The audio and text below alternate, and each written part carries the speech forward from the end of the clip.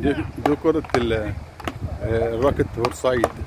هنا بقى شوف الراجل نايم على الارض وبيتصدى ازاي، ووجه الكرة صح للزميل تاني صح ازاي، بيديها له صح ازاي، وهناك الزميل بيغير وجه الكرة للعيب التاني. فده طبعا مهارة جامدة جدا. على فكرة ده يفيد حراسة المرمى، ده يفيد اي حارس مرمى. ليه؟ الكرة صح. اولا بيستفيد من النظر، كيفية ان هو النظر بيتعامل مع الكورة ويوجه الكورة. لما يجي الزميل يتصدى للكورة عاوز اشبهه بحراسة المرمى. هو هنا كالراكت بيرجعها للعيب تاني، انما حراسة المرمى المفروض ما يرجعهاش للعيب تاني، لازم يوجهها على جنب. فهنا التوجه ده حاجة كويسة جدا، يعني ان هو يغير اتجاه الكورة، وان الكورة تروح في الحتة اللي هو عاوزها تروح، ما تروحش للخصم. دي برضو مهارة من المهارات اللي ينقصها حارس المرمى.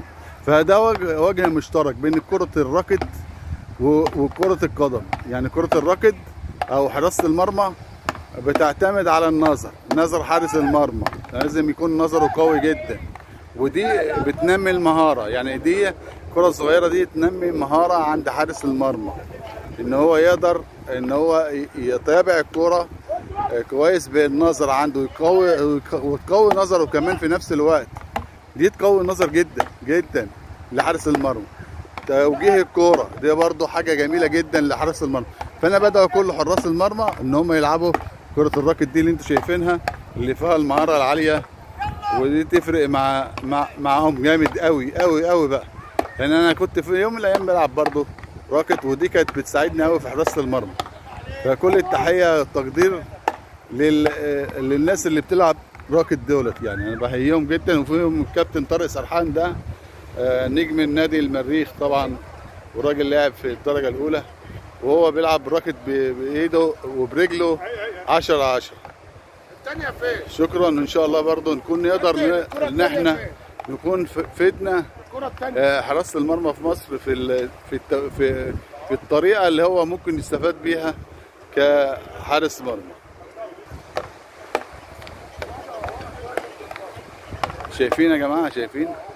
شايفين الكرة بيبقى متمكن منها ازاي؟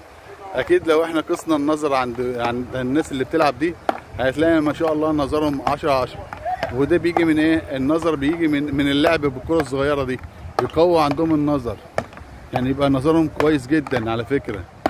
وده اللي بينقص حارس المرمى. في نفس الوقت كمان في حتة كمان، الانتباه عند اللاعب اللي بيلعب الراكت ده. وحارس المرمى لازم يبقى عنده انتباه. كرة قوية زي دي لازم بيتصدى لها. وبيتصدى لها ازاي؟ بيتصدى لها بطريقة احترافية، مش اي كلام تصدي وخلاص، لا. فانا يعني اي لعبة كده تقدر حارس المرمى يستفاد بيها.